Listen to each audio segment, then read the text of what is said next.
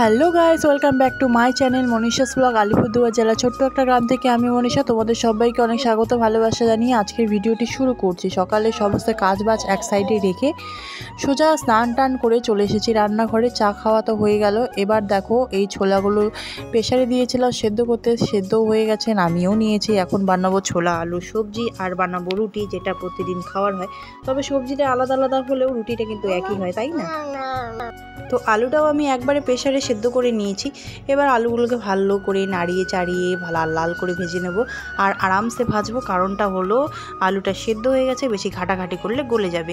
তো যাই হোক, লাস্ট পর্যন্ত যেহেতু গলাতেই হবে তাই একটু জোরে জোরেই ঘেটে দিচ্ছি। আর এদিকে দেখো সব কিছু দেওয়ার পরে এবার ছোলাগুলো দিয়ে ভালো করে ভেজে নিচ্ছি।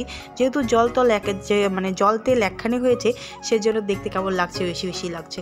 তো দাঁড়াও একটু রুটিটা দেখিয়ে দিতে পারে। এই যে রুটি অর্ধেক ভাজা হয়েছে, অর্ধেক হয়নি। আর গামলাতে পুরো গোটা রুটি আটাগুলি পড়ে আছে, এগুলো করে ভাজতে হবে। তার সঙ্গে দেখো বেসিনে এই যে থালা বাসন এক ঢিপ আবার জমে যাবে।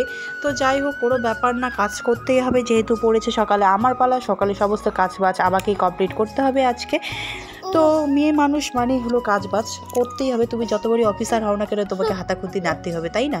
তো আমার হাজব্যান্ড আর আমার একটা ফ্রেন্ড সবসময় আমাকে বলে, তুমি সবসময় যে কাজটা মন থেকে করবে সেই কাজটা তোমার করতে কোনো কষ্টই হবে না। আর তুমি যদি মনের মধ্যে অনেকটা ক্ষোভ, অনেকটা রাগ, অনেকটা জেদ আর অনেকটা ঘেন্না নিয়ে কাজটা করো, তবু তোমার কাজটা হবে না, উল্টে তুমি অনেকটা কষ্ট পাবে।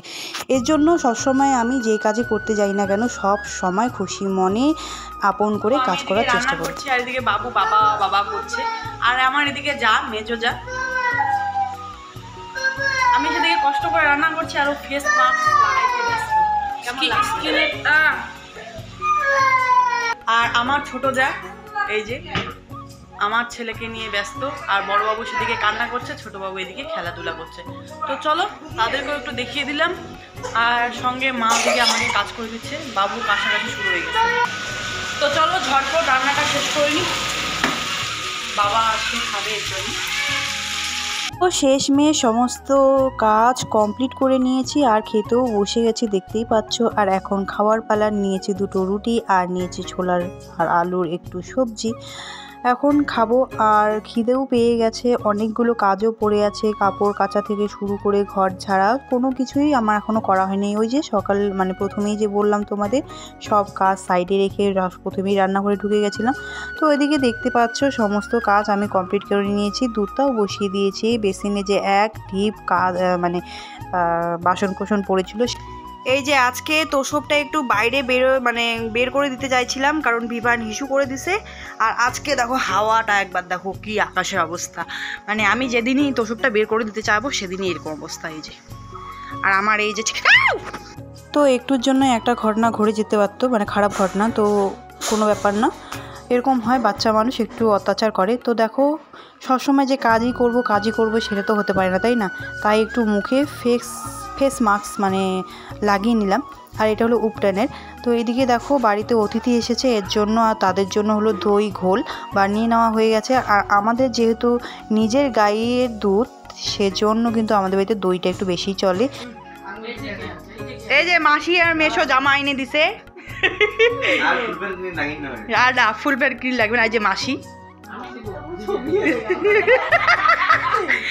মাসি আরেক কালে ভালো আছেন মাসি। তো যাই হোক, মাসি মেশোকে বিদায় দিয়ে চলে আসি আমি দুটো বাচ্চাকে নিয়ে এদিকে ঘুরতে। আর ওরা কিন্তু সবসময় বিকেলবেলা এদিকেই আসে, এই বাড়িতেই আসে খেলতে। সবসময় যে তোমাদের বলি বুড়িদের বাড়ি, ওটাই। তো যাই হোক, এখন বাড়ি চলে এসেছি। আর এখন বাজে কটা বলো তো? ছটা। তো সন্ধ্যার সময় এখন যাচ্ছি হলো দোকানে আমার জামাটা নিয়ে আসতে, যেটা সেলাই করতে গেছি, এখনও হয়নি সেলাই। তো ফোন করলাম, বললো যে হয়ে গেছে, এর জন্য রেডি হয়ে গেছি, যাবো, তাড়াতাড়ি যাবো আর আসবো। তো চলো তাড়াতাড়ি যাওয়া যাক, গিয়ে ঘুরে আসি। আর কি আনবো সেটা তোমাদের সাথে দেখাবো। দোকানেও অনেকগুলো কাজ আছে, তো চলো।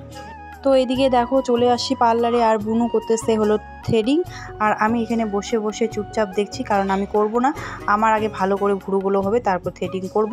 আর এদিকে দেখো নাকেরটা পরে নিয়েছি, এই নাকেরটা আমি ঠিক করতে গেছিলাম, প্যাচটা মানে ভেতরে ঢুকে গেছিলো, ওটা আর বের হচ্ছিল না। আর ভিভানও এদিকে ঘুমিয়ে পড়েছে, মানে ওকে ঘুম পাড়িয়ে দিয়েছে। এখন বাকি যে সমস্ত কাজবাজ আছে সেগুলোই আমি কমপ্লিট করব। তো বন্ধুরা চলো আজকের ভিডিওটা এখান থেকে টাটা, পাবে সবাই ভালো থেকো, গুড নাইট সবাইকে।